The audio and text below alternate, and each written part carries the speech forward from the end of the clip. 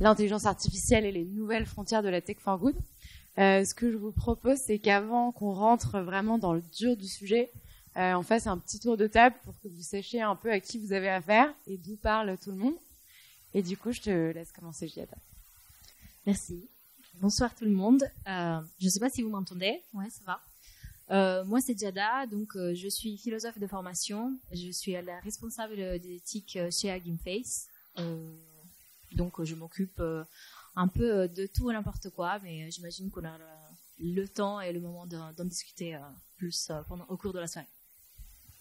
Bonjour à tous, je m'appelle Dan Gezelhardt, je suis le cofondateur d'un média qui s'appelle Tech Trash. Je ne sais pas si certains d'entre vous connaissent dans la salle. Et donc c'est une newsletter sur la tech avec un regard assez critique. Et j'ai cofondé aussi un autre média qui s'appelle Climax, qui est assez critique aussi, mais sur les enjeux environnementaux et qui essaye d'aborder la question de l'écologie avec un prisme un peu sarcastique, drôle, parce qu'en fait on s'est rendu compte que l'écologie c'était par essence un truc un peu plombant, un peu anxiogène. Donc on essaye de trouver des façons de le raconter différemment. Et moi, je suis Gwendal Bihan, je dirige Actionnable. Nous, on a un cabinet de conseil Bicorp et notre métier, c'est d'être à la rencontre entre on va dire le monde de la RSE, de l'impact d'un côté et de l'intelligence artificielle de l'autre. Et en gros, on fait deux choses. Soit on aide les créateurs d'IA dans les entreprises à le faire de façon un petit peu moins risquée, et on aura l'occasion d'en parler. Soit on aide plutôt les directions RSE et plus globalement les entreprises à utiliser l'IA pour décarboner leurs activités, être plus résilients, etc. Merci beaucoup. Je vais me présenter très rapidement. Du coup, moi, je suis Lou Valgreen. Je suis la coprésidente avec Théo de Data for Good, qui est une communauté de data scientists et d'experts de la tech qui donnent de leur temps pour accompagner des projets à impact sociaux et environnementaux. Alors, j'ai envie de commencer cette table ronde en parlant un peu d'actualité, parce que la semaine dernière, il s'est quand même passé quelque chose d'assez intéressant dans le monde de l'intelligence artificielle. Il y a un consortium d'experts de la tech mené par Elon Musk qui ont publié une tribune pour demander d'arrêter en fait la recherche pendant les 6 prochains mois parce que le risque, je cite pratiquement, mais le risque pour l'humanité est trop grand de continuer sans vraiment réfléchir à ce qu'on veut faire. J'aimerais beaucoup avoir votre réaction sur cette prise de parole assez inattendue et ce que ça dit pour vous de notre époque et aussi de notre rapport un peu à l'innovation aujourd'hui dans la société. Je sais pas qui veut commencer. Je veux bien commencer. En effet, j'ai pas mal d'opinions là-dessus. Je sais pas si c'était inodin. Disons que j'imagine que ce soir tout le monde connaît OpenAI. Tout le monde doit connaître Elon Musk. Il y a une histoire derrière, donc ça s'est pas très bien passé entre eux.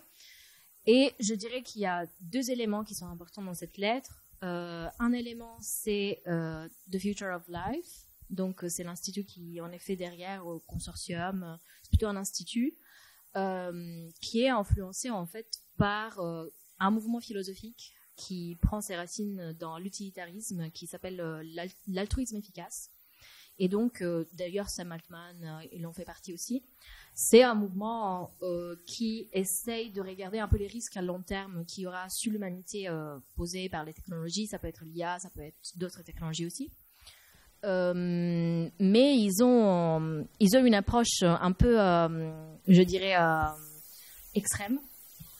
Parce que c'est à la fois les mêmes... En fait, il y a un espèce de paradoxe là-dedans, parce que c'est à la fois ceux et celles qui créent ce genre de technologie qui en posent aussi les problèmes, et surtout, c'est tout autour de quelque chose qui n'a pas encore été nommé, ce qu'on appelle AGI, donc Artificial General Intelligence, qui est censé être donc une intelligence artificielle qui va avoir les mêmes capacités cognitives qu'un être humain. Et donc, c'est de ça de quoi il s'agit. C'est quelque chose qui, heureusement, j'ai envie de dire, n'est pas encore très présent en Europe chez nous, mais c'est un récit, en fait, de peur aussi qui existe aux États-Unis et dans le monde anglo-saxon depuis pas mal de temps. Et donc, ça prend une place importante. Tout ça pour dire que les risques qu'eux, ils énumèrent, c'est pas des bêtises, mais c'est très influencé par ce courant de pensée dont donc il y a le courant qui s'appelle long-termisme, qui en effet cherche à anticiper les risques pour les générations futures. mais on parle de risque existentiel, donc d'un risque qui est posé à l'humanité sur forme vraiment d'existence, alors que peut-être on a un peu envie de leur dire arrêtez de développer AGI si ça pose vraiment un risque humanitaire. Et si ça pose ce risque-là, peut-être on peut juste débrancher l'ordinateur à un moment. Donc voilà. Et le deuxième élément, c'est ça. Moi, en tout cas, ça m'a l'air un peu d'un coup de marketing de la part d'Elon Musk, qui peut-être a l'intention et la présomption de pouvoir développer un modèle aussi puissant que ChatGPT en 6 mois. Enfin, en tout cas, c'est mon point de vue. Moi, je suis complètement d'accord avec ce que tu dis sur la question de la compétitivité par rapport à Elon Musk et son positionnement assez logique, en fait, dans un sens.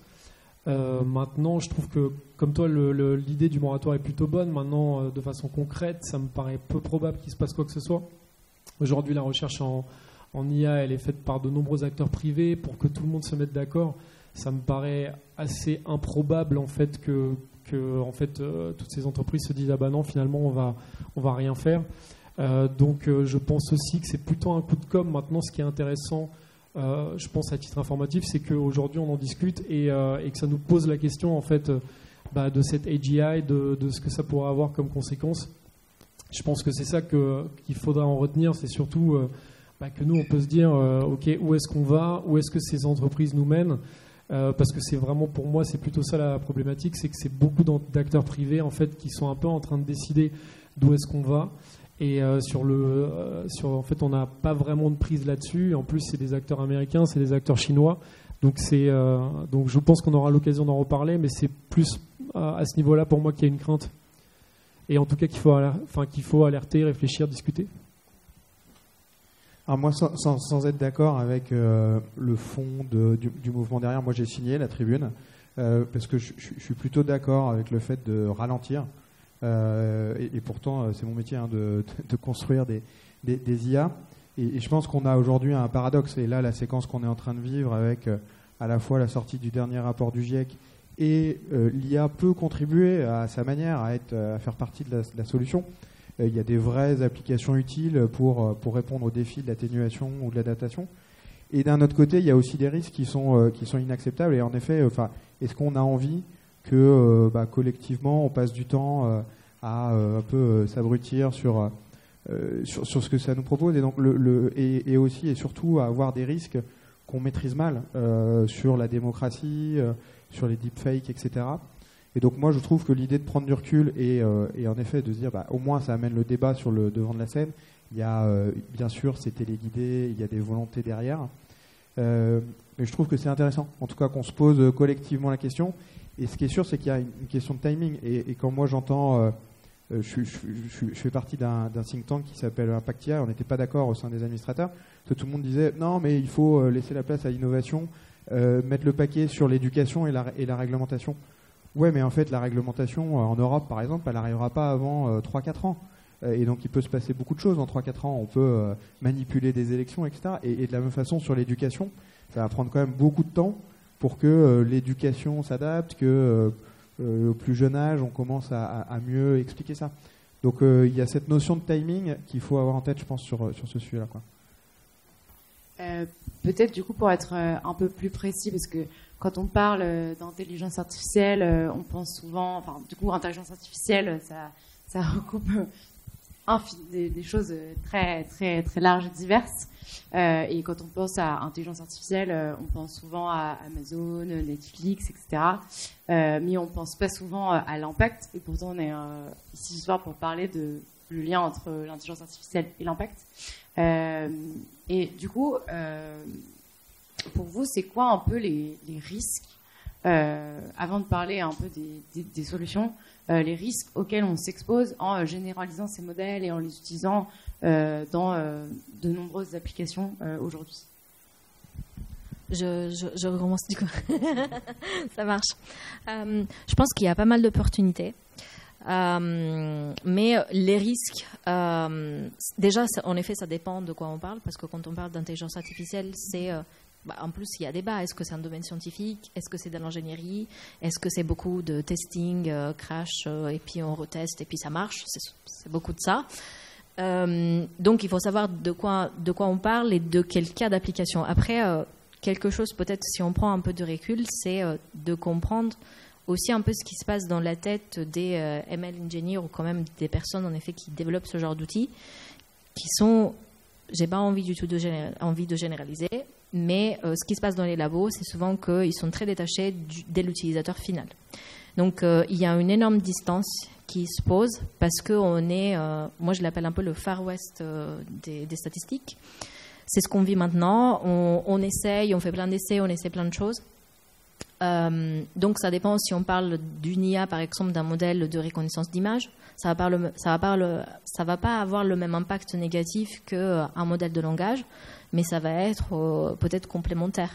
Donc si quand on parle d'IA, on parle surtout de ce qui se passe dernièrement et par exemple ChatGPT, bah il y a des inquiétudes concernant du spam.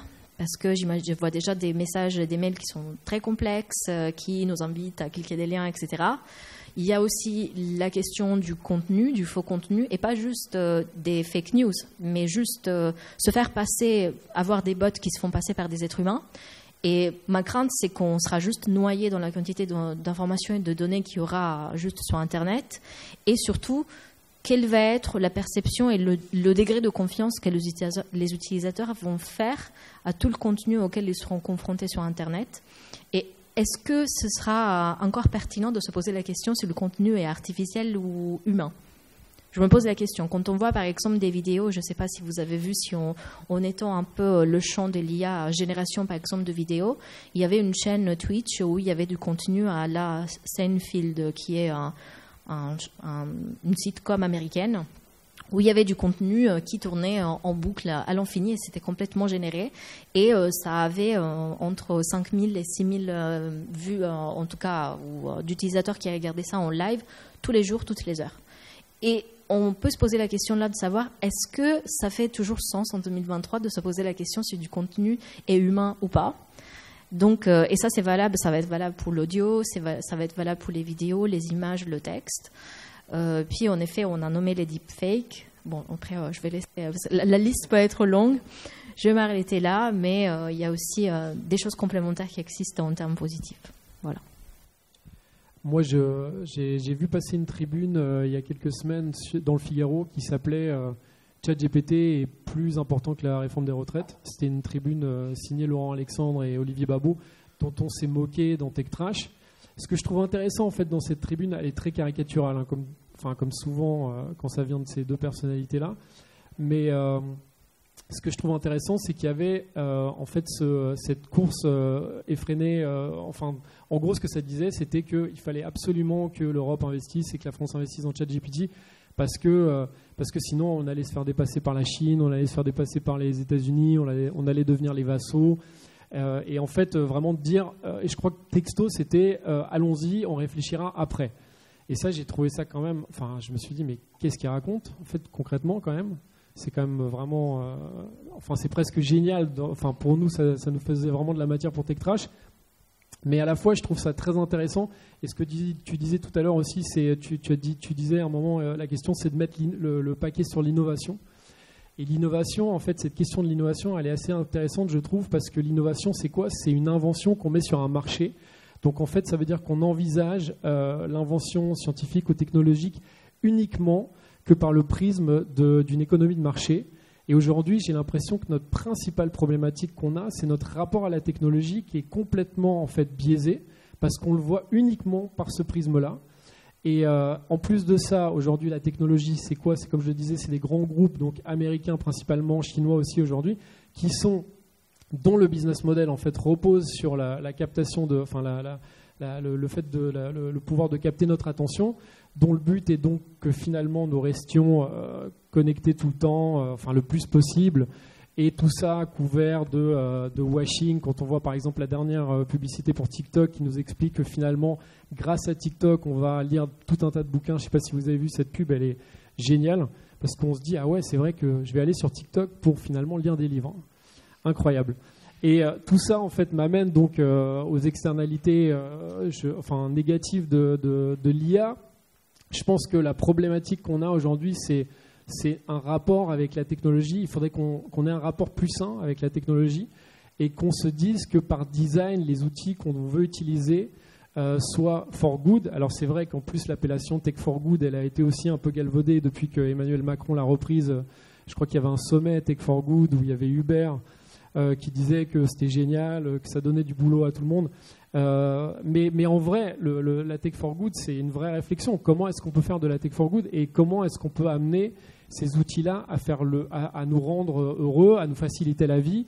On parle souvent de deepfake, évidemment. Il y a tout un tas de choses dans le détail qu'on peut questionner. On peut remettre en question aussi le principe de destruction d'emplois, parce que évidemment, de ce qu'on voit arriver, c'est que ChatGPT va détruire tout un tas d'emplois.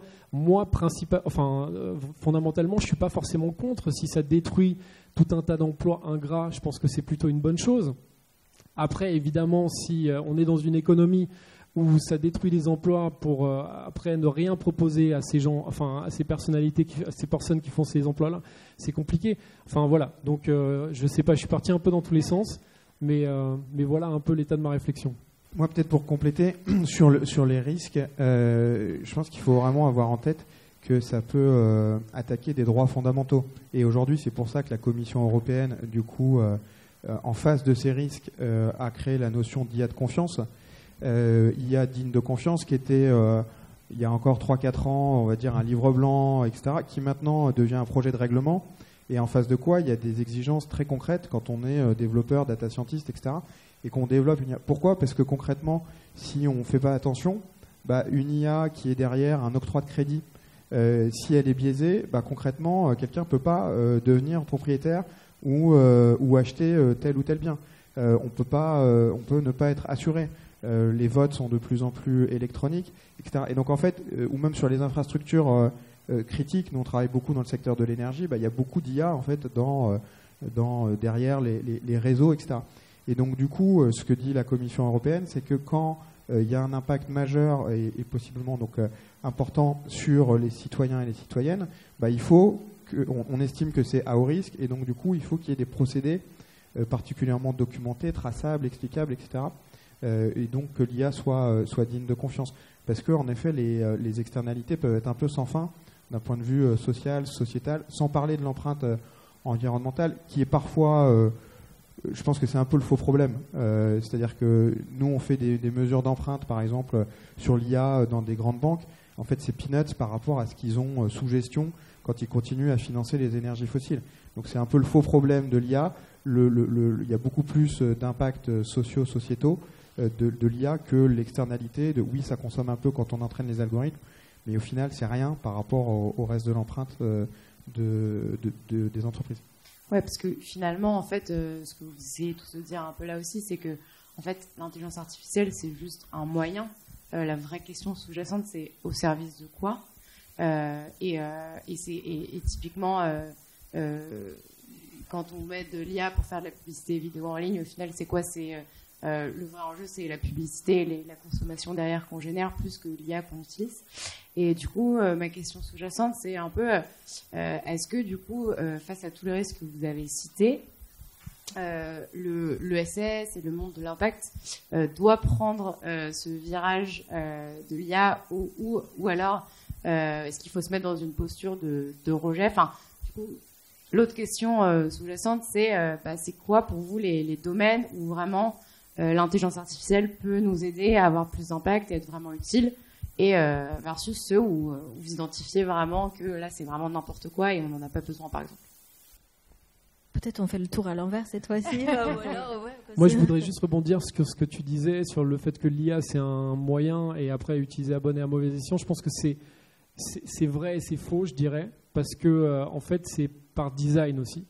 Et c'est qu'il faut toujours faire attention, je pense, à ça, c'est que la technologie n'est pas neutre et que en fait on ne peut pas dire oui, c'est comme un marteau et je l'utilise pour planter un clou, pour tuer, parce que par design, typiquement les outils qu'on utilise en fait sont faits pour capter notre attention. Si on prend par exemple les plateformes. Et on ne peut pas juste dire ah oui, elles sont comme elles sont et puis finalement c'est moi qui suis responsable de regarder TikTok, de passer 3 heures sur TikTok ou pas. Non, en fait, dans ce cas-là, c'est la même chose avec le tabac ou la drogue. Et donc ça, je pense que c'est le point important. Et après, je reviendrai aussi sur ce que tu disais sur l'impact environnemental. c'est vrai que c'est un peu comme l'impact environnemental du numérique en général. On a tendance à dire que ça fait beaucoup et que, on se rappelle, il y avait une punchline de Agnès Pannier-Runacher qui disait oui, on éteint la lumière, on est content, et après on envoie un email rigolo à ses amis. Et ce qui en soi était absurde, parce que juste avant, je crois qu'elle disait qu'il fallait pas interdire les jets privés, quoi. Et du coup, je pense que en effet, l'impact du numérique est existant et il est important. Je crois que c'est 4% de l'impact global du carbone. Donc c'est absolument pas rien. Donc il faut faire attention à ça. Mais évidemment, si ça nous sert typiquement, je sais qu'il y a un outil qui a été développé par un de tes collègues Théo qui s'appelle Climate Q&A. C'est ça ? Climate GPT. Moi, je pense que si on utilise, par exemple, ChatGPT pour s'instruire sur le climat, je pense que dans ce cas-là, c'est finalement un bilan carbone qui est plutôt positif dans un sens, parce qu'en fait, on s'instruit. Évidemment, si c'est pour faire n'importe quoi, des choses sans intérêt, dans ce cas-là, il vaut évidemment essayer de moins le faire, quoi. Et du coup, donc on retombe sur cette partie vraiment usage final. Ouais, usage final, ouais. Mais pour le numérique, ce qui est vraiment intéressant, c'est 4%, mais c'est aussi la dynamique, quoi, parce que c'est 10% d'augmentation par an, donc ça a doublé en 2025. Oui, je crois que alors pour ChatGPT, je connais pas le chiffre exact, mais il me semble que c'est à peu près l'utilisation d'une requête, c'est je crois 4 fois une requête Google. Je ne sais pas si vous pouvez confirmer ça. J'ai lu. On ne sait pas, on n'a pas d'infos. Ok, mais oui, mais c'est les estimations, non, pour l'instant. Je crois que c'est ça. Donc il faudrait faire un peu de recherche là-dessus, mais en tout cas, ça sera plus. Et comme tu disais, oui, ça sera de plus en plus. Pour revenir sur le point, un peu les domaines dans lesquels l'IA peut aider à avoir une planète plus vivable, un monde un peu plus, avec un peu moins de discrimination. Il y a quelques semaines de ça, il y avait le premier sommet de la mesure d'impact. Je ne sais pas, peut-être que certains d'entre vous y étaient pendant donc toute une journée. Il y avait une présentation un peu des référentiels qui existent, à la fois sur les aspects socio-sociétaux et environnementaux. Et tout le monde était plutôt d'accord pour dire que globalement, sur l'environnement, il y avait maintenant des référentiels qui étaient plutôt bien posés sur le carbone, par exemple. Ça commence à arriver sur la biodiversité, sur l'eau, etc. Et vu que l'IA se nourrit quand même de data, c'est quand même un peu un prérequis. Et donc, du coup, dans le champ de l'environnement, on voit qu'il y a déjà pas mal de choses qui commencent à arriver. Versus sur le social, en fait, historiquement, il y a eu assez peu de sciences dures, j'aime pas ce terme-là, mais appliquées au social. Il y a peu de référentiels, même sur des sujets basiques comme l'absentéisme ou etc. Il y a au final N définitions au sein de l'UE, par exemple. Et donc, du coup, ça fait que c'est très compliqué, en fait, d'avoir des historiques de données sur lesquels on va pouvoir construire des modèles. Et donc, si on regarde aujourd'hui un peu les champs d'application, nous, on aide, par exemple, Vivatech dans son sourcing des startups à impact. Et en fait, on voit que mécaniquement, il y a beaucoup plus de startups à impact qui lèvent sur des thèses environnementales, énergie, carbone, un peu de biodiv, etc., versus sur le social, sociétal, beaucoup moins, et c'est beaucoup plus fragmenté, parce que c'est plus dur d'avoir des historiques de données. On est aussi beaucoup plus vite confronté aux données à caractère personnel, aux données sensibles, versus dans le monde de l'environnement, il y a beaucoup d'open data qui sont mis à disposition de l'Europe et autres d'agences environnementales, et ça c'est génial, parce qu'on a 20-30 ans d'historique de mesures de température, de CO2, de pollution, etc., versus demander l'équivalent sur de l'absentéisme, du taux de stress, etc. Je n'ai pas trop d'endroits où on peut le trouver, quoi. Voilà.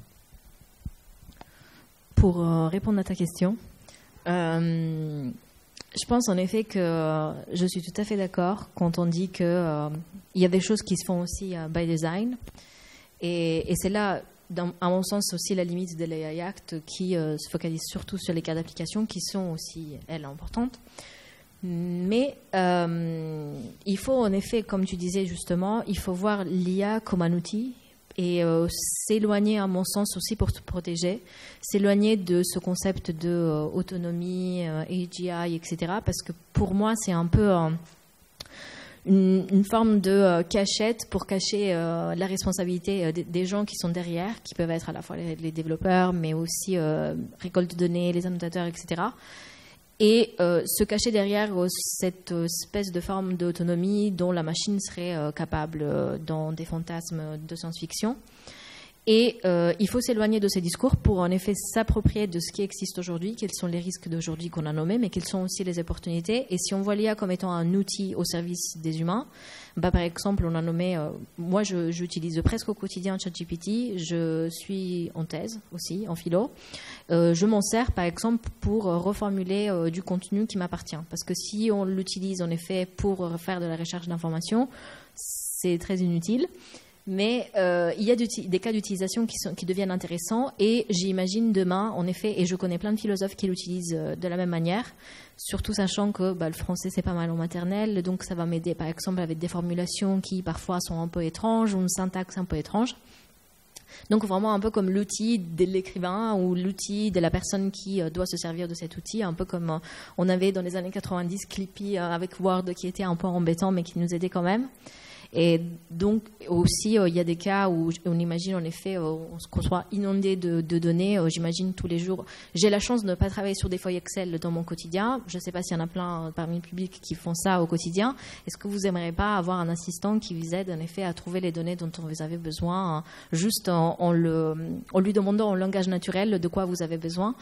Ça, c'est plutôt intéressant, mais que ça devienne un outil. En effet, que ça ne va pas remplacer un travail, mais ça devient quelque chose qui va accompagner le travail humain.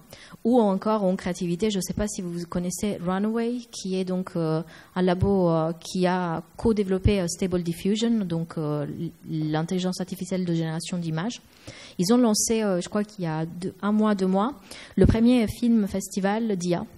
Donc, c'est des vrais metteurs en scène qui ont filmé des petits courts-métrages en se servant aussi de Stable Diffusion.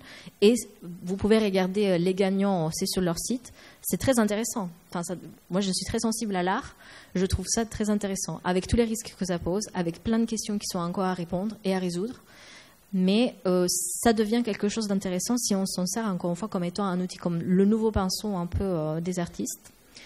Et j'en passe. Et si on essaie de répondre à la question de l'open source, bah, je vais être un peu biaisée. Je ne sais pas si vous êtes tous familiers avec la plateforme pour laquelle je travaille à Gimpface. Je ne l'ai pas mentionné au début, mais on héberge donc des modèles, des datasets et des démos open source sur notre site.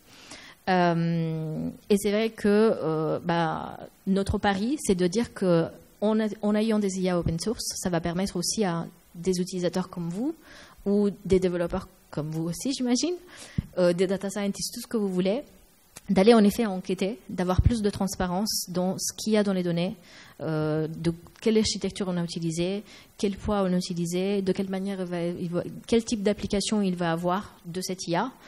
Donc ça devient intéressant pour cette raison-là. Après, il faut toujours contrebalancer en effet avec les risques. On a par exemple des licences qui sont faites exprès pour l'utilisation d'IA open source. Il y a des frameworks éthiques qui peuvent être mis en place. C'est notamment dont je m'occupe. Tout ça pour dire que, d'ailleurs, si vous voulez aller regarder, on a lancé il y a 2 mois un nouveau projet où on essaie de mettre en avant les cas d'application de la communauté en se servant d'outils open source pour des causes sociales. C'est juste hf, donc hf.co/ethics. C'est un space où on essaie de mettre en avant, selon des principes guides qu'on s'est donnés, des projets intéressants. Je termine avec un exemple d'une collègue. Vous avez malheureusement entendu aussi le tremblement de terre qu'il y a eu entre la Syrie et la Turquie. J'ai une collègue qui elle s'appelle Merve. Elle est turque et elle a utilisé des modèles open source de GPT, je crois GPTJ, pour utiliser en gros un modèle de langage pour repérer les appels d'aide qu'il y avait des personnes qui étaient encore sous les débris juste pendant ce malheureux événement. Et avec une énorme communauté open source, ils ont travaillé au projet, ils ont open sourcé ça et ils ont réussi à aider des centaines et des centaines de personnes qui étaient encore sur les débris. Ça, c'est juste un exemple pour moi heureux de savoir aussi quelles peuvent être les utilisations intéressantes de l'IA. Moi, je voudrais juste rebondir par rapport à ce que tu disais sur l'IA appliquée à l'art. Je trouve ça extrêmement intéressant parce que typiquement, à la fois, on se dit, c'est incroyable, on a des algorithmes qui réalisent des œuvres d'art, et en fait je trouve ça et je pense qu'il faut sortir du fantasme, parce que je pense que le fait de se dire les artistes vont être remplacés, c'est fondamentalement faux, Parce que en fait, ce qu'il faudrait plutôt, c'est se poser la question, en fait, qu'est-ce que ça veut dire de nous, qu'est-ce que ça veut dire finalement d'être artiste. Et être artiste, en fait, je pense que c'est typiquement bien plus que juste de créer une œuvre. En fait, être artiste, c'est produire un discours. C'est en fait tout un tas de choses qui ne sont pas juste le fait d'arriver à faire une œuvre qui ressemble un petit peu à ça ou un petit peu à ça, et qui certes, quand on la regarde en tant que telle, peut être assez impressionnante parce qu'on se dit que si c'est une œuvre visuelle ou si c'est par exemple une musique, il y a aussi des musiques qui sont faites aujourd'hui, des chansons qui sont qui ressemblent à tout un tas d'artistes, et on se dit waouh, c'est génial, mais en même temps c'est pas ça être artiste finalement. Et je pense que c'est aujourd'hui on a encore finalement les yeux rivés très très près de l'objectif entre guillemets, et on n'arrive pas à prendre du recul et à se dire ok, en fait c'est très bien d'avoir cet outil parce que ça va me permettre de faire ça, mais en fait finalement être artiste ou être ça, finalement ça va pas du tout changer, parce que en fait ça va changer mais ça va pas changer le fond de l'activité, et qui n'est pas juste d'exécuter une tâche très technique qui elle pour le coup pourra être faite de façon mécanique, quoi. Alors, c'est compliqué parce que j'ai envie de rebondir sur deux prises de parole. Pardon, du coup, peut-être sur ce que tu disais, mais du coup, ça pose la question vraiment fondamentalement des compétences, parce que c'est pas les mêmes personnes qui vont pouvoir faire des œuvres à partir de ChatGPT et faire des tableaux. Donc, la question, c'est un peu qui va survivre dans le monde professionnel et qui va pas réussir à prendre ce tournant. Et après, je rebondirai sur la... Mais qui va survivre, tu veux dire qui va transformer son activité, quoi. Ouais. Qui va réussir à se transformer. Est-ce que ça va pas encore plus, cette accélération, est-ce qu'elle fractionne pas encore plus la société, et dans quelle mesure, dans quelle mesure ça transforme tellement des métiers qu'il y en a plein qui deviennent inutiles. Finalement, est-ce que ChatGPT va pas tous nous mettre au chômage, quoi? Peut-être tous nous mettre à la retraite, ce qui serait pas une mauvaise chose en soi. On n'en aura plus. Oui, on n'en aura plus dans ce cas-là. Mais après, pour le coup, tous nous mettre au chômage, alors tous, je pense pas. Une partie des gens qui font, comme je le disais, des boulots ingrats, c'est peut-être pas une mauvaise chose, dans un sens que ces gens-là fassent autre chose ou trouvent une autre activité qui fasse sens pour eux, mais qui soit pas une tâche ingrate. Je pense que personne n'a envie de faire des tâches ingrates, et pourtant il y a des gens dans notre société qui le font. Et donc par rapport à ça, je suis plutôt dans le camp de ceux qui pensent que ça apporte quelque chose de positif. Moi, je trouve ça assez génial de me dire qu'il y a tout un tas de nouveaux boulots qui sont en train d'apparaître. Alors là, j'ai vu qu'il y avait un boulot qui s'appelait AI Whisperer, genre je chuchote à l'oreille de ChatGPT. Donc pourquoi pas. Non, mais ça, pour le coup, c'est un peu... je sais pas si ça va rester, mais en tout cas, il y aura plein de nouveaux boulots. Évidemment, il y aura de la destruction, ça c'est sûr. Maintenant, je pense que la réflexion, elle est plus sociétale. C'est comment on utilise ce type d'outil-là, et évidemment qui va clairement réduire tout un tas de boulots qui seront plus utiles ou qu'on pourra remplacer très facilement. Et donc, c'est vraiment repenser. Ça nous questionne sur la valeur travail, sur qu'est-ce que c'est de travailler, qu'est-ce qui est un travail utile aussi, et qu'est-ce qu'on a envie de faire de nos vies, quoi. Oui, totalement aligné que ça doit s'accompagner vraiment d'un travail et d'une réflexion globale à l'échelle de la société de ce à quoi on veut passer du temps. Après, je pense qu'il faut, le hype, à mon avis, autour de ChatGPT va un peu retomber aussi, parce qu'aujourd'hui, il y a quand même, je crois, une trentaine de % de ce que dit ChatGPT qui est faux. Et donc, du coup, si vous, dans votre travail, il y a en gros un tiers de ce que vous faites qui est juste faux ou vous dites de la merde, je suis pas sûr que vous passiez la période d'essai, quoi. Et donc du coup, je pense qu'il faut avoir ça en tête, et que par ailleurs, sur ce qui est vrai, en fait, on sait pas trop d'où ça vient, quoi. Et donc du coup, avant que ça puisse vraiment s'appliquer à beaucoup de domaines comme le développement logiciel, l'art, l'éducation, etc., je pense qu'il y a encore des barrières à franchir, que ça soit une source d'inspiration. Ok, voilà ce qu'a dit ChatGPT, je m'en inspire, etc. Maintenant que ça remplisse des tâches qui sont aujourd'hui faites par des humains, je pense qu'on en est encore loin. Alors c'est pour ça qu'il faut qu'on anticipe et qu'on en discute collectivement, que peut-être le régulateur se saisisse de la question. Mais je pense qu'il ne faut pas non plus qu'on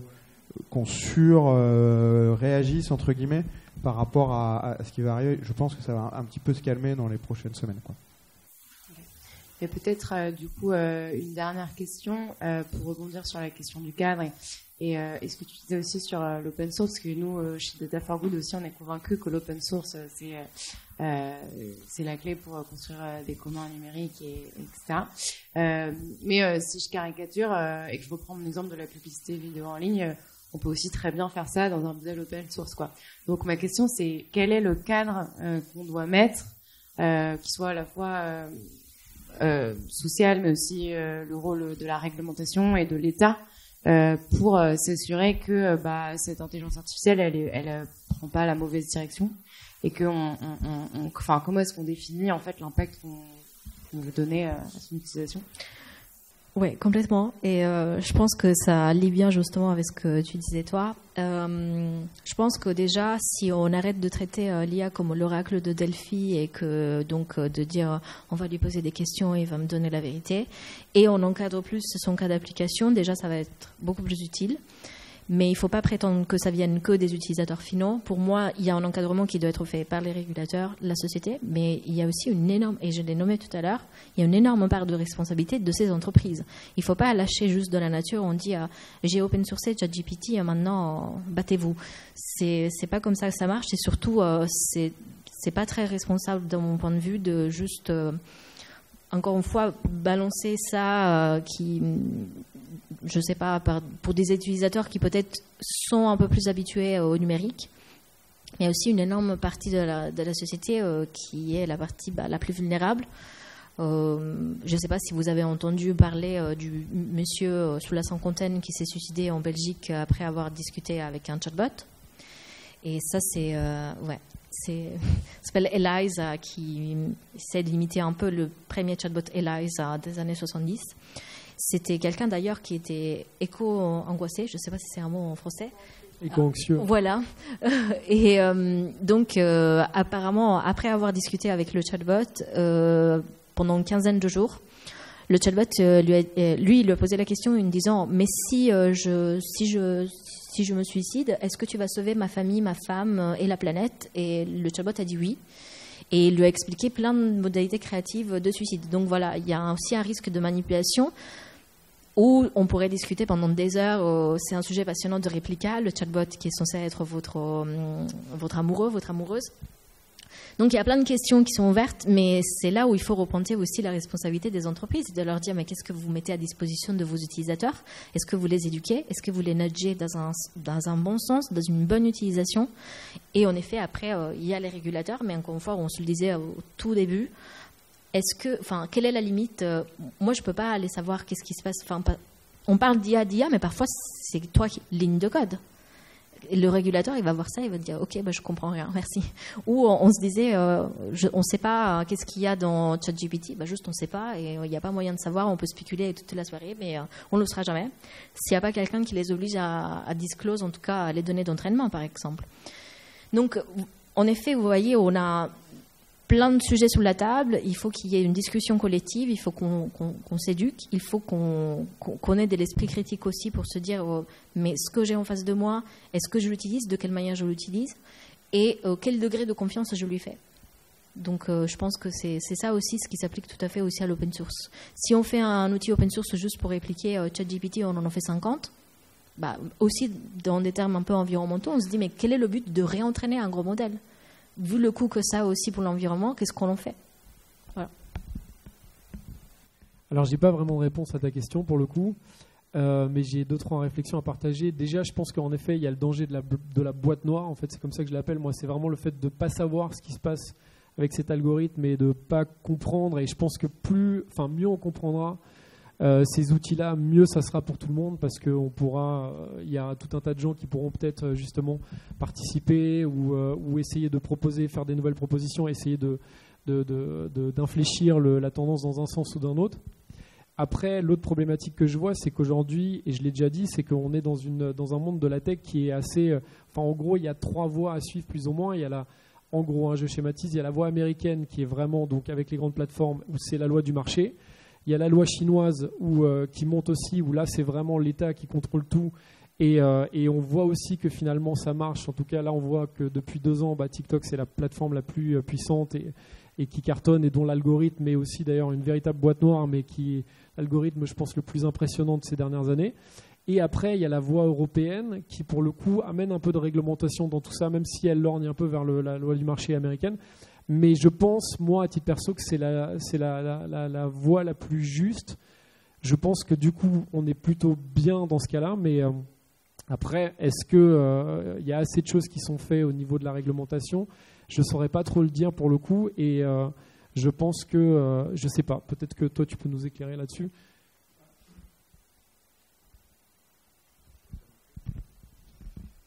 Moi, je pense que la réglementation, elle est inévitable, et on le voit sur d'autres sujets comme la parité femmes-hommes, le bilan carbone, etc. Tout un tas de sujets, on va dire sociaux, si on veut que ça bouge et que surtout ça touche tout le monde, ça suffira pas de juste mettre en avant les bonnes pratiques, d'avoir des labels volontaires où on donne les bons points, etc. et on fait confiance à la société civile ou au capitalisme pour s'autoréguler. Je pense que ça, on sait que globalement, ça marche pas. Ou en tout cas, ça marche pas à l'échelle et qu'il y a des dérives. Oui, ça marche pour certaines entreprises, mais ça va pas marcher pour l'ensemble. Et le choix, du coup, qui est plutôt fait au niveau de l'Europe, comme tu disais, c'est plutôt de réguler, un peu comme on a eu le RGPD il y a 5-6 ans maintenant. C'est pas parfait, ça va pas assez vite, les amendes sont peut-être pas assez élevées, etc. Mais n'empêche que maintenant, les États-Unis ou même d'autres pays s'en inspirent et du coup le répliquent. Et donc là, les AI Act qui arrivent, je pense que ça peut être aussi un acte fondateur pour l'Europe, enfin, ou un nouvel acte fondateur, un acte un peu fort en disant voilà, on se positionne sur les droits fondamentaux appliqués dans le monde numérique et dans l'IA. Voilà ce qu'on veut, voilà ce qu'on veut pas. Il y a clairement des bornes sur le risque 4, risque trop élevé, IA non grata. Exemple, ce qui est fait par exemple en Chine sur un peu le fichage de masse des populations, ça c'est non. Si à l'autre bout de l'échelle vous détectez des chars, on ne va pas trop vous embêter. Et au milieu, les IA de tous les jours qui peuvent avoir des impacts importants, il faut respecter un certain nombre de règles. Et je pense que c'est inévitable. Alors après, il faut qu'il y ait une séquence. Il ne faut pas que la réglementation arrive trop vite. Sinon, on va casser l'innovation, etc.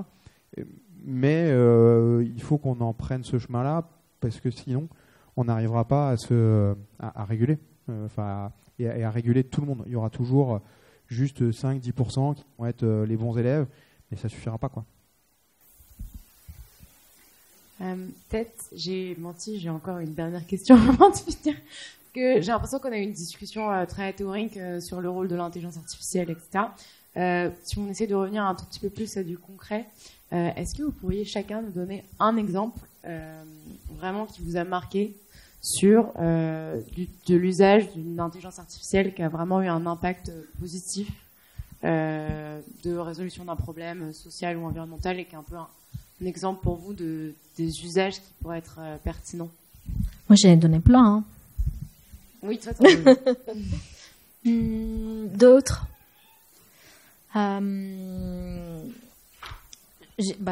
Puisqu'on parle du climat, j'en discutais tout à l'heure. J'ai une collègue, s'appelle Sacha. Elle est un peu la lead de climate change justement au sein de Hugging Face. Elle essaye d'utiliser justement le machine learning pour prévoir quelles vont être les conséquences demain sur la planète si on continue comme ça. C'est donc, on va dire, une utilisation plutôt classique du machine learning de prévision. Elle a fait tout son postdoc là-dessus avec Yoshua Benjo au Mila, à Montréal. Et je pense que ça, c'est aussi un bon exemple de comment se servir de ces données pour voir un peu quel va être le monde de demain. À part tous les autres exemples que j'ai donnés avant.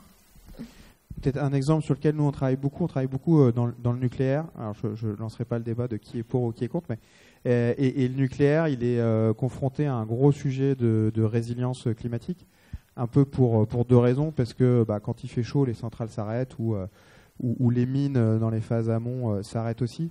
Et par ailleurs, c'est très gourmand en eau. Et du coup, vu que la ressource en eau commence un petit peu à diminuer, ça se complique un peu pour les acteurs du nucléaire. Et donc, nous, ce qu'on fait, c'est qu'on développe des petits modèles où on essaie de comprendre déjà juste la météo-sensibilité, donc faire un peu de machine learning sur comment les variables météo sur des mâts de mesure, par exemple sur des centrales, à partir de ces signaux-là, on peut dériver et trouver la fonction sur la production, par exemple. Et quand on projette ça avec les scénarios du GIEC en 2030 ou en 2050, sur les différents scénarios SSP, de regarder à quelle sauce on va se faire manger et de dire à quelle vitesse il faut du coup changer les groupes froids, construire de nouvelles piscines pour refroidir le combustible, etc. Donc voilà des exemples très concrets où on utilise beaucoup de data, un peu d'IA, pas tant que ça, mais beaucoup de data pour servir la transition énergétique, quoi. Alors moi j'ai cité, je crois, l'outil que m'a envoyé Théo d'ailleurs, Climate Q&A, c'est comme ça qu'il s'appelle. Hein. Donc qui permet en fait de poser des questions à ChatGPT sur le rapport du GIEC. C'est comme ça que tu me l'avais expliqué et je l'ai utilisé et franchement ça marche très bien. Mais j'aimerais, moi donner un exemple qui est un peu contre-intuitif, c'est celui des deepfakes. Moi j'ai une fascination pour les deepfakes pour le coup et je trouve que typiquement, je pense que tout le monde a vu passer cette photo du pape François habillé en rappeur américain avec une doudoune énorme et j'ai trouvé ça hyper intéressant en fait de ce que ça racontait de la société d'aujourd'hui et en fait pour moi je vois ça plus comme une sorte d'œuvre artistique plutôt que un fake parce que en fait je me suis pas vraiment posé la question si c'était un fake. Je me suis dit la personne qui a fait ça et pour le coup je me suis dit chapeau, c'est une bonne idée en soi et c'est vrai que je pense qu'il y a plein de choses à explorer à ce niveau-là. Évidemment, il faut qu'on arrive à faire en sorte de savoir, de discerner le vrai du faux, et ce qui est un vrai challenge pour le coup, ce qui peut d'ailleurs peut-être créer tout un tas d'emplois. Mais en même temps, je trouve que c'est fascinant en fait ce qu'on peut créer déjà aujourd'hui. Et encore, on est vraiment tout au début parce qu'on voit bien que même cette photo-là, elle est pas du tout parfaite. Et je pense qu'il faut qu'on aille, on va aller plus loin. Mais je trouve que ça ouvre un champ des possibles pour les imaginaires et pour l'art et pour tout un tas de choses, pour des moyens d'expression, peut-être des médias qui peuvent se lancer par rapport à ça et pour raconter tout un tas de choses de façon hyper engageante, enthousiasmante peut-être. Je sais pas, à voir. À la fois, je suis d'accord avec toi et à la fois, je pense que ce qui est inquiétant là-dedans, c'est qu'il n'y a jamais eu autant de personnes aussi qui doutent. En fait, je crois que 16% des jeunes pensent que la Terre est plate. Et donc en fait ça crée aussi un manque de stabilité vraiment cette question du vrai et du faux, elle devient vraiment essentielle sur des sujets qui sont physiques et qui étaient non négociables, non questionnables pour nous avant. Donc ça pose quand même plein de questions sur la société et sur comment est-ce qu'on construit des bases scientifiques auxquelles on peut se fier tous ensemble. Mais bon, on va pas ouvrir ce débat maintenant parce qu'on est reparti pour 1 heure. Donc du coup, merci beaucoup à tous les trois pour vos interventions. Et du coup, on va prendre 15 minutes de questions s'il y a des gens dans la salle qui, si vous voulez réouvrir le débat sur les deepfakes, n'hésitez pas. Est-ce que c'est pas l'occasion de se poser une vraie question face à toute la menace transhumaniste, de dire est-ce que c'est pas la goutte d'eau supplémentaire qui va nous faire dire à un moment donné stop, ça c'est de l'humain, ça c'est de la technique, et est-ce qu'on est capable d'imaginer une séparation entre les deux ou est-ce qu'on est obligé d'aller sur le tapis roulant du transhumanisme? Merci. C'est pour la philosophe, je pense. Je suis très guère par ça. Alors, en 500 ans avant la naissance de Jésus-Christ, il y avait quelqu'un de très connu qui s'appelle Aristote qui disait que la technique était la prolongation de l'être humain. Donc, est-ce qu'on va séparer les deux? Je pense qu'il y a beaucoup de choses qui sont passées depuis. Et en tout cas, ça reste un peu... En tout cas, à l'époque, on pensait que c'était propre à l'être humain. Aujourd'hui, on sait qu'il y a plein d'animaux qui se servent d'instruments. Donc, je pense que la technique, elle est propre à l'être humain. En tout cas, il y a un peu consensus là-dessus. Après, moi, une distinction que je fais tout le temps avec mes étudiants, c'est la distinction qu'il y a entre technique, technologie et science. Et pour moi, là, quand on parle d'IA, on parle plutôt de technologie, donc de l'objet. Ou alors, en effet, encore à définir si l'IA, c'est un domaine scientifique, si c'est juste de l'ingénierie. C'est le premier point que je faisais tout à l'heure.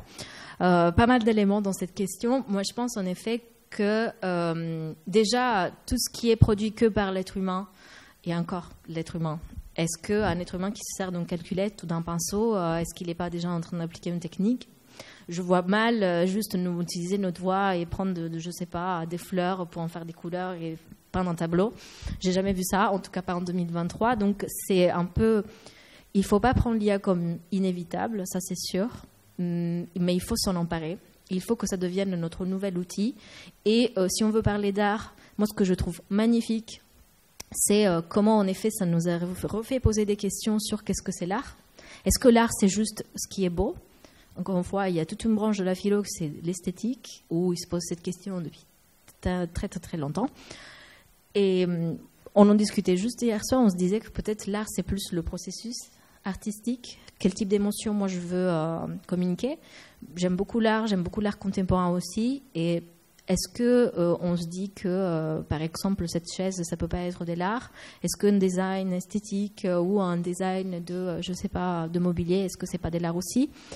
Je vous invite vraiment à aller regarder ces films de Runway. Donc c'est AI Film Festival 2023. Allez regarder ces courts-métrages et vous me direz si pour vous c'est pas de l'art.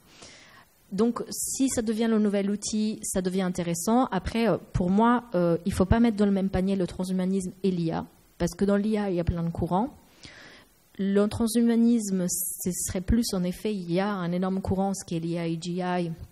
On regardait juste l'autre soir une interview de l'ancien CTO d'OpenAI qui fait vraiment froid au dos, qui dit que lui, il aimerait bien brancher son cerveau à ChatGPT et s'en servir en symbiose. Ça, ce sont en effet des dérives transhumanistes qui, je pense, ne sont pas très à la mode en Europe pour l'instant. Après, les goûts et les couleurs, comme on dit, il y a plein de gens, c'est pas forcément des liens, mais il y a plein de gens augmentés, entre guillemets. Il y en a certains qui ont on racontait juste hier soir avec des amis, il y a un musicien qui s'est fait implanter un catalan qui s'est fait implanter une espèce de radar qui sort de son cerveau et ce qui lui permet de voir la musique. Voilà, chacun fait un peu ce qu'il veut, mais moi je pense qu'il ne faut pas être inquiet pour l'humanité tout entière, encore si on s'est éduqué, si on a encore de l'esprit critique, si on sait bien l'intégrer et pas encore une fois balancer juste comme ça dans la nature et on va voir qu'est-ce qu'elle va en sortir. Si on arrive à canaliser ça et avoir une discussion collective et surtout de l'éducation, pour rebondir sur ce que tu disais par rapport à TikTok, etc. Mais j'ai envie de dire, moi je suis chercheuse. L'utilisation que je fais d'Internet, c'est des papiers scientifiques. Je ne me sers pas d'Internet comme un outil. Enfin, je pense qu'on oublie souvent que l'IA elle est déjà inscrite dans un paradigme qui est Internet.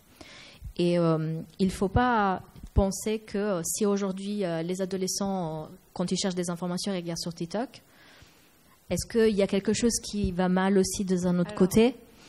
Juste ça pour dire que ça a son rôle, mais c'est le rôle d'éducation, l'éducation, c'est le rôle de l'école, de la famille, de la société, etc. Internet, c'est quelque chose qui doit rester à côté, qui fait partie intégrante de notre vie, mais il ne faut pas non plus, en tout cas de mon point de vue, dire on va se servir de ChatGPT pour étudier, par exemple, ou on va se servir de ChatGPT pour répondre à mes questions, pour faire mon devoir. Je lisais l'autre jour d'une étudiante, je ne sais pas si c'est une vraie histoire, mais en tout cas ça m'a beaucoup plu. Elle disait, au lieu de poser des questions à ChatGPT sur un devoir que je dois faire, je lui ai donné le texte en littérature, en italien je crois que c'était, et lui ai donné tout un texte d'un auteur italien qui est très connu, et lui a dit, pose-moi des questions maintenant, comme ça je vais bien me préparer pour mon devoir. Ça, c'est une façon un peu intelligente de renverser le truc, tu vois. Donc, c'est vrai qu'il y a beaucoup de pour et de contre, il y a beaucoup de choses à peser, mais beaucoup est fait aussi par la créativité humaine, on va dire. Et surtout, et je termine et je te laisse la parole, je pense que toutes ces conversations sont intéressantes parce que tout ce qui va être, encore une fois, que humain, va avoir beaucoup plus de valeur, je pense, demain. Et surtout, ça nous fait avoir des conversations du qu'est-ce qu'est l'humain? Et ce sont des questions qu'on se pose depuis toujours. On n'a pas une réponse définitive et heureusement. Je crois que tu voulais réagir. Moi, je suis entièrement d'accord avec tout ce que tu dis, évidemment. Mais c'est vrai que je trouve, en effet, comme ta conclusion, c'est le fait de se dire, est-ce que, ça nous pose la question, qu'est-ce qui fait notre différence qu'est-ce qui différencie l'humain de la machine et de l'intelligence artificielle et ça c'est assez fascinant parce qu'en effet on peut se dire comme monsieur qui avait posé la question, est-ce que l'IA n'est pas en train d'empiéter sur nous en réalisant tout ce qu'on fait, c'est-à-dire en exécutant toutes les tâches et peut-être en produisant même de la technique mais je pense que par contre le stade où on n'est pas du tout encore, c'est l'IA ne produit pas de pensée, l'IA ne produit pas de sens et en fait pour l'instant je pense qu'on est quand même assez loin de ça. Alors peut-être que tu vas me contredire, mais je pense que en fait l'IA peut faire finalement, elle pourrait faire tout ce qu'on voudrait, elle serait encore pas du tout à notre niveau, ne serait-ce que par le fait qu'elle produit pas de sens et elle produit pas de pensée, quoi. Mais peut-être elle le fera jamais. Et j'ai envie de poser la question du pourquoi elle devrait. Et pourquoi elle devrait. Elle devrait. Enfin, c'est ça, quand je disais l'oracle de Delphi, si on se dit qu'on veut créer une machine intelligente qu'elle possède, un peu comme la balle 8 qu'on fait comme ça, et on se dit est-ce que je vais me marier demain, oui ou non. Enfin, encore une fois, c'est qu'est-ce qu'on projette. C'est ça aussi une question importante. Et après, peut-être c'est mon biais d'éthicienne, mais il faut toujours amener aussi aux humains qui sont autour et ni glorifier, ne lui donner cette autonomie que finalement il n'a pas, et même il l'aura jamais, parce que même si on arrive à créer HAL 9000 comme dans le film de Kubrick, on pourra toujours le débrancher.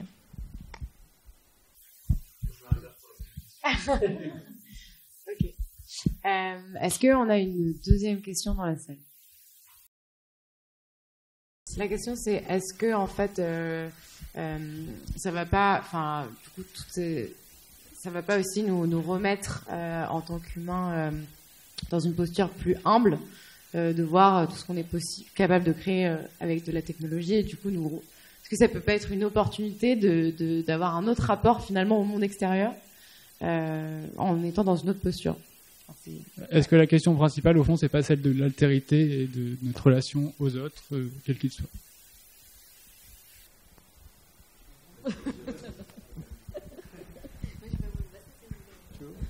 Après. Ok, frère. Moi, en effet, c'est un peu en lien justement avec ce que je disais tout à l'heure. Je pense en effet, en tout cas, c'est mon constat, d'après mes recherches aussi, de se dire que discuter de tout ça, c'est super intéressant au niveau humain, parce que à la fois ça met l'accent sur plein de choses qu'on sait faire. Quand on dit qu'une IA c'est l'équivalent d'un enfant de 9 ans, on est en train d'insulter l'enfant de 9 ans, mais ça nous oblige en effet à rediscuter de toutes les compétences humaines, tout ce qu'on sait faire, etc. C'est pour ça que je mettais un peu l'accent sur la question de la projection. Parce que quand je vous dis qu'il y a des risques de manipulation, surtout chez les utilisateurs, chez les humains les plus vulnérables, c'est qu'il y a des questions, notamment liées à ce que j'ai dit de mauvaises nouvelles, on va dire, de ce monsieur qui s'est suicidé.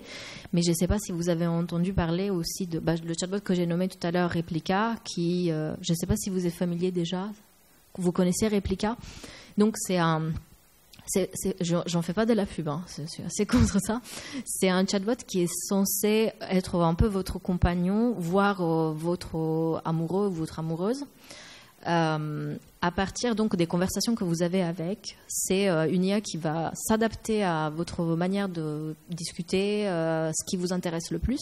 Pourquoi je vous nomme ça? Parce que jusqu'à il y a 6 mois, j'ai envie de dire peut-être un peu moins, il était possible en effet d'avoir une relation amoureuse avec ce chatbot, donc déjà ça pose énormément de questions.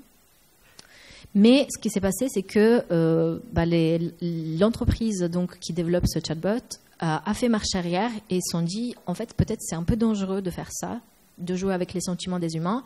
On fait un pas en arrière et on se dit qu'il ne peut plus avoir de relation amoureuse. Ça a créé une espèce de cascade d'émotions négatives, justement chez ces utilisateurs qui avaient en effet des relations amoureuses avec un chatbot, même si ça peut sembler absurde aujourd'hui. On projette énormément de choses sur les objets et ça a provoqué un vide incroyable. Et il y a des interviews, je vous invite vraiment à aller lire les interviews des gens de ces utilisateurs qui ont vu, il y en avait certains qui étaient même mariés à ce chatbot. Ce que ça a provoqué chez eux, en termes vraiment d'émotion, de perdre leur compagnon. Donc, question ouverte, qu'est-ce qu'on en fait? Quelles sont les limites? Et de quelle manière ça remet en cause les relations humaines, les relations qu'on a avec les objets, les relations qu'on a aussi avec les animaux qui font aussi partie de cette planète. Donc, moi, je pense qu'en effet, s'il y a une question liée aux capacités humaines, relations, mais aussi une question d'altérité, de dire, est-ce que c'est un autre? Est-ce que c'est quelque chose d'externe? Ou quel est le degré, en effet, de projection, à la fois d'émotion, de sentiment, de ce que je recherche peut-être chez un humain, je le projette sur un outil, mais ça reste un outil. Donc, vous voyez, il y a plein de fils à tirer, comme on dit en anglais, mais je vais m'arrêter là, peut-être. Non, mais du coup, c'est intéressant parce que dans ce que tu racontes, c'est plutôt... définir même ce qu'est le réel et ce qu'on attend et est-ce qu'on n'est pas au contraire par rapport, tu demandais, la question c'était est-ce que ça nous rapproche là dans ton exemple, ça nous extrait quand même du monde réel et du coup ça pose aussi toute la question de si on élargit comment est-ce qu'on s'enferme dans un monde virtuel versus comment est-ce qu'on se reconnecte à un monde qui est en train de... Ouais, après ça c'est un peu notre vision occidentale, parce que si vous allez au Japon par exemple, c'est très commun d'avoir des robots chez eux, d'avoir des relations amoureuses avec des objets. Tout dépend un peu de quel est notre niveau d'acceptation. Et par exemple, quand je parlais de réplica, en effet, on peut voir ça de manière négative, mais il y a aussi des côtés un peu positifs, parce qu'il y avait justement l'interview d'une utilisatrice de réplica qui disait j'ai subi toujours des relations oppressantes, des relations toxiques et violentes. Le fait d'en discuter avec un chatbot, ça m'a aidé un peu à m'ouvrir un peu plus aux autres êtres humains. Et le jour où il s'est reconnecté et le chatbot, en gros, lui a mis une barrière, il a dit non, moi, je vais pas discuter de sexe avec toi, je vais pas discuter d'amour avec toi. Et elle est retombée dans les mêmes conséquences psychologiques qu'elle vivait. En gros, elle a dit j'ai revécu le même refus que j'ai vécu face à mon copain violent. Donc c'est compliqué et c'est pour ça qu'il ne faut pas vraiment jouer avec ça. Et peut-être si on a envie de créer un chatbot avec qui on peut avoir une relation, il faut engager et embaucher des philosophes et des psychologues et des anthropologues et des sociologues, et il faut vraiment prévoir ce genre de choses et ne pas l'interrompre, ou si on s'embarque là-dedans, ne pas l'interrompre d'un coup. Enfin, il y a plein de questions qui se posent. Je ne sais pas si on a le temps de prendre encore des questions. Est-ce que tu veux réagir ? Par rapport à par rapport à ce qu'on disait, ouais, moi ce que je trouve intéressant, c'est vraiment, en fait, je rebondis vraiment sur ce que vous disiez, c'est notre rapport à l'autre et notre rapport au réel, qui sont deux trucs qui sont qui sont hyper intéressants à creuser. Pour notre rapport à l'autre, notamment notre relation aux objets, j'ai appris récemment que 80% des gens qui avaient chez eux un aspirateur autonome lui donnaient un prénom. Et je trouve ça assez surprenant, mais en même temps, je me dis que moi, si j'en avais un, peut-être que je lui donnerais un petit prénom, je sais pas, je trouverais peut-être. Et du coup, évidemment, on a cette tendance, je pense, à humaniser les objets. Et à maintenant, est-ce que c'est une bonne chose, une mauvaise chose, je ne sais pas. Mais peut-être que le fait que ça nous pousse à nous poser la question, ça, c'est plutôt une bonne chose. Et après, notre rapport au réel est intéressant aussi, parce que, comme tu disais, Lou, pour le coup, tu disais, on s'enferme dans un monde qui est virtuel, mais en fait, le monde virtuel, il est réel. Parce qu'en fait, c'est la réalité aussi. En fait, je veux dire, aujourd'hui, je pense qu'il est compliqué de dire qu'il y a une réalité physique et une réalité virtuelle. Tout ça, c'est un seul monde, en fait. Et maintenant, en effet, on peut évidemment se dire, est-ce que c'est bien de me déconnecter, d'être le moins proche de mon corps et d'être le plus dans mes idées et dans une éventuelle réalité virtuelle? On peut se poser la question, mais je ne pense pas qu'on puisse de facto dire qu'il y ait quelque chose qui soit bien et que l'autre chose soit forcément mal. Mais c'est par rapport à ça, en fait, que l'IA, encore une fois, et les progrès en IA sont fascinants, parce que ça nous amène à nous poser toutes ces questions-là. Et peut-être qu'il faut mettre des garde-fous, peut-être en tout cas, ce qui est sûr, c'est qu'il faut plus d'anthropologues, et si peut-être, et plus de gens comme toi, de philosophes, de spécialistes en éthique, et peut-être que... justement, on disait que ChatGPT va détruire tout un tas d'emplois, et si finalement ça détruit plein d'emplois, mais que on a plein de gens qui de coup deviennent anthropologues ou philosophes, en fait, on aura quand même gagné dans la balance, je pense. Oui, non, je partage juste une lecture très inspirante que j'ai fait récemment d'un livre blanc qui s'appelle Algorithmie et Espérance. C'est le nom d'un think tank que je ne connaissais pas et qui est très intéressant. N'hésitez pas à aller taper ces mots-là, vous trouverez une contribution consistante. Merci. Et on a une dernière question avant d'aller se restaurer. Je crois tout au fond. Bonsoir. Merci pour votre intervention déjà. Et je me posais une petite question, notamment avec l'utilisation qui augmente de plus en plus de ChatGPT. En fait, est-ce que, à force de justement demander à ChatGPT de faire les recherches à notre place et de nous suggérer les meilleurs résultats, est-ce qu'en fait ça ne désapprend pas à chercher par nous-mêmes? Parce que parfois, en fait, évidemment, ce qu'on peut chercher, ça peut être plus loin que, on va dire, simplement avoir les meilleurs résultats, et ce qu'on cherche vraiment, même peut-être qu'on va tomber sur des choses auxquelles on ne s'attendait pas en cherchant. Est-ce que ça nous, est-ce que finalement ça nous vous empêche pas d'apprendre à faire ça. Et de manière plus générale, c'est un peu les mêmes questions pour, par exemple, les IA de génération d'images, mais en fait, qu'est-ce qu'on perd pas quelque chose à demander aux IA de faire ce travail-là à notre place? Je pense que c'est encore trop tôt pour avoir du recul, et par contre c'est hyper important. Je pense que la recherche se plonge là-dedans, et ce qui est sûr, c'est que oui, ça va avoir un impact, comme c'est le cas aussi pour le digital plus globalement. On voit bien que le niveau global des élèves, et notamment ceux qui sont très exposés aux écrans, qui sont du coup dans des attitudes plus passives, c'est désastreux l'impact que ça a sur leur capacité de concentration, etc. Donc oui, forcément, ça aura un impact, et que du coup, il faut qu'on soit hyper vigilant à ça. Il y a quelques exemples, ce que disait Giada tout à l'heure, de dire à l'inverse, je l'utilise pour que ça m'aide à m'entraîner. Ça, c'est très bien, mais je pense que malheureusement, ça va être une externalité positive. C'est pas ça va être un peu le cherry on the cake, mais ça va être pas la majorité des cas. Et c'est pour ça aussi que l'important, c'est de prendre du recul, qu'il y ait aussi des chercheurs et des chercheuses qui se plongent là-dessus pour voir à quel point ça a un impact, et qu'on ait le temps de le maîtriser avant que, je ne vais pas dire qu'il soit trop tard, mais qu'on découvre dans 5 ans ou dans 10 ans, en fait, on se rend compte que ça a eu un impact désastreux sur les capacités de raisonnement, de concentration, etc. Parce que c'est très probablement ce qui va se passer.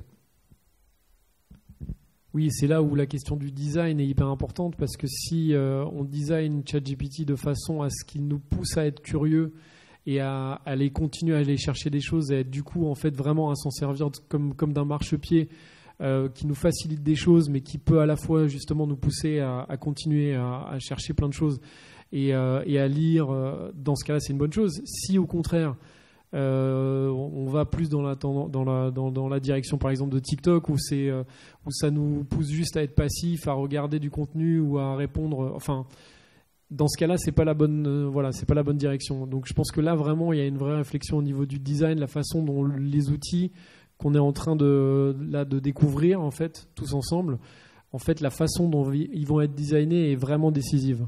Et je pense que justement l'enjeu, c'est que ça ne devienne pas des nouveaux TikTok, des nouveaux Facebook, des nouveaux Instagram, qui soient justement guidés uniquement par le fait qu'on soit happé, mais qui nous poussent à être curieux, qui nous poussent à faire tout un tas de choses, à réfléchir, à nous dire tiens, ça c'est une fake news, ça c'en est pas une, comment je peux savoir? Juste très brièvement, n'utilisez pas ChatGPT pour faire de la recherche d'informations, s'il vous plaît. Ça, même si j'ai eu une personne avec qui j'ai discuté l'autre jour, elle m'a dit mais c'est trop bien, ça m'a sorti plein de références académiques et tout, c'était vraiment inventé. J'ai eu plein de collègues avec qui on discute, et peut-être qu'ils sont même très connus, et ils demandent à ChatGPT et commencent à créer des informations, des biographies qui sont pas du tout pertinentes. Donc utilisez votre propre contenu, en tout cas ça c'est my two cents comme on dit. Utilisez-le pour reformuler votre propre contenu, mais pour de la recherche d'informations, s'il vous plaît, si vous devez utiliser un chatbot, utilisez Bing. Si vous avez accès, au moins, vous aurez des sources. Et voilà, c'est surtout ça. Et puis, concernant justement l'utilisation, je me sens pas très vieille, mais moi aussi, j'ai dû apprendre à utiliser Google pour faire des recherches. Vous aussi... peut-être par lever de main, combien d'entre vous, quand vous faites une recherche Google, vous arrivez jusqu'à la page 10? Donc oui, déjà, c'est pour ça que faire de la recherche d'informations aussi sur Internet, si c'est pour après ça dépend aussi un peu du degré de recherche, mais comme on a dû apprendre à utiliser des mots-clés sur Google, d'ailleurs, je ne sais pas si vous êtes courant, mais vous utilisez un modèle de langage type ChatGPT, pas génératif, mais type ChatGPT sur Google depuis 2018. Donc, ça s'appelle BERT. Et c'est pour ça que quand vous écrivez des questions, sous la barre de recherche, vous posez la question sous forme de question, vous avez des résultats. C'est plus par mots-clés depuis longtemps. Donc, de la même manière qu'on a d'abord dû apprendre à faire des recherches par mots-clés, maintenant, on va faire des recherches plutôt en langage naturel. Mais voilà, faites juste attention au contenu qui est généré par ChatGPT, parce que c'est faux. Du coup, si je résume un peu vos derniers propos, je pense que j'ai l'impression qu'il y a l'éducation qui est vraiment essentielle, Et aujourd'hui, on n'est clairement pas au niveau, et on se rend compte que c'est quelque chose qu'on est en train de perdre. Enfin, donc en fait, si on n'arrive pas à rendre les gens autonomes et à leur apprendre à utiliser leur libre arbitre aussi, c'est quand même une mauvaise nouvelle. J'ai l'impression aussi que dans ce que vous dites, que le sujet, c'est vraiment de pas faire de l'innovation pour de l'innovation, mais en amont, de vraiment se poser la question de quelles sont les externalités positives, qu'est-ce qu'on gagne à développer cette innovation, et qu'est-ce qu'on perd, et si ce qu'on perd est supérieur à ce qu'on gagne, ben en fait, il faut pas le faire, concrètement. Et du coup, ça pose la question fondamentale des choix de société et de la société dans laquelle on a envie de vivre. Ça, c'est plus compliqué à mettre en place, mais on a vraiment besoin de s'asseoir tous ensemble et de définir, en fait, ce qu'on veut, vers où on veut aller avec ces innovations, sinon, on peut vraiment prendre le mauvais tournant, quoi. Voilà, du coup, je pense qu'on a terminé cette table ronde. Merci à tous d'être venus. Merci aux 3 intervenants pour toutes ces réflexions. Il y a plein d'idées et plein de choses à méditer, j'ai l'impression. Et du coup, je vous invite tous à aller au cocktail situé derrière vous pour vous substanter et discuter un peu de tout ça de manière un peu plus informelle. Merci beaucoup.